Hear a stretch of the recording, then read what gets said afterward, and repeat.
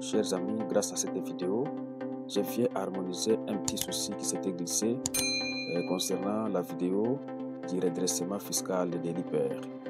Alors, la fois passée, lorsqu'on avait complété ce tableau des conséquences fiscales, parce que premièrement, on avait d'abord procédé au redressement fiscal, on avait reconstitué la base imposable, on avait recalculé l'impôt sur base évidemment de la base imposable reconstituée. Et on avait trouvé le montant de l'impôt que vous voyez là-bas, de 3 360 786 000 francs congolais.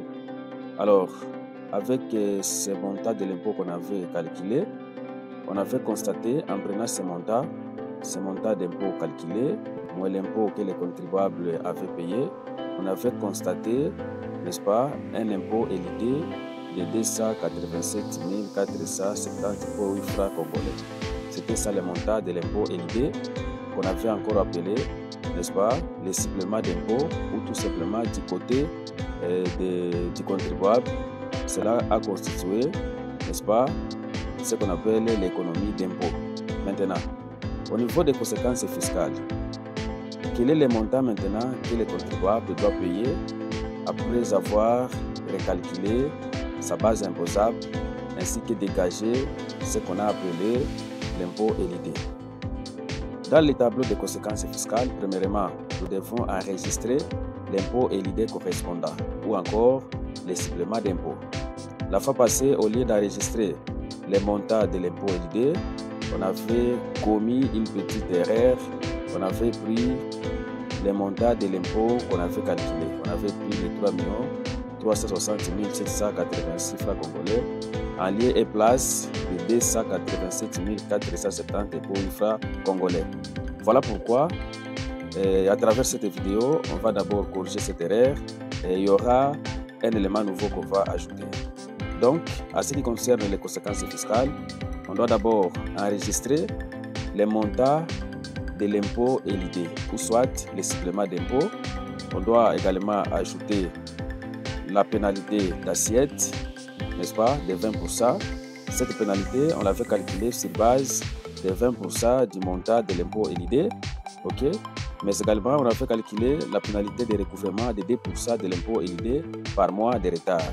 Pour ce cas, on avait considéré que les contribuables avaient juste acquis un seul mois de retard et pour cela, on avait juste calculé les 2% de l'impôt élidé et avec le calcul, on avait trouvé un montant de 5 749,416 francs congolais.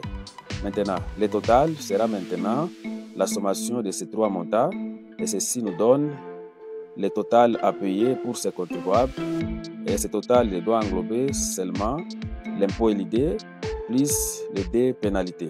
Et ceci nous donne 350 714,376 francs congolais.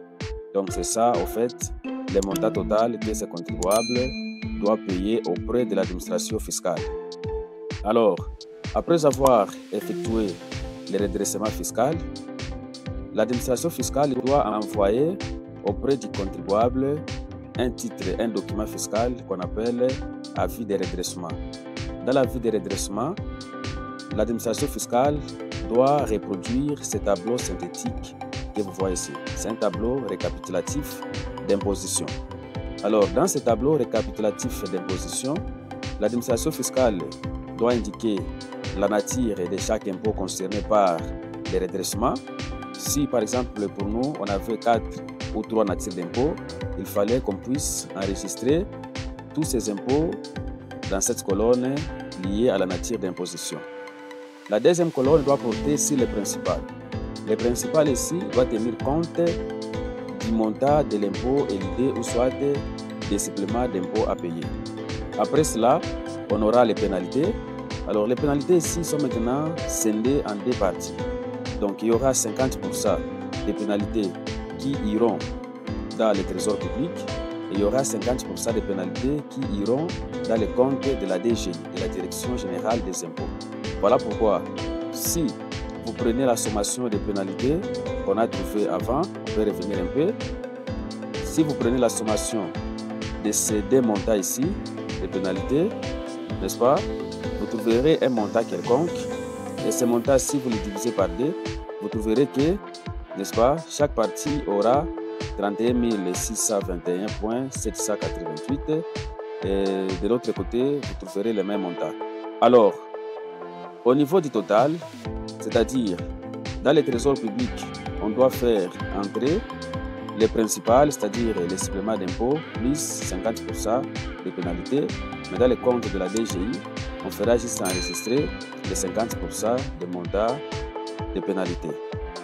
Alors c'est un peu ça, ce petit tableau que je voulais compléter pour vous montrer comment est-ce qu'on gère évidemment les pénalités ainsi que les suppléments d'impôts à travers un avis de redressement. Pour le reste, il y a de nouvelles notions qu'on va entamer. Nous sommes en train de nous préparer sérieusement afin que vous soyez bien outillés d'une manière pratique concernant la fiscalité. N'oubliez pas de vous abonner à la chaîne. Je suis en train également de me battre pour que vous puissiez avoir même des outils informatiques pour calculer certains impôts. Il y aura soit des applications ou des logiciels qu'on va mettre en ligne qui vous aideront à bien calculer certains impôts. Alors si vous êtes intéressé, vous pouvez déjà nous faire signe. Ça peut nous aider à savoir si on aura les gens qui sont déjà intéressés et on peut nous mettre rapidement au travail pour produire soit une application pour calculer par exemple les IPR d'une manière automatique. Voilà, merci beaucoup et à la prochaine occasion.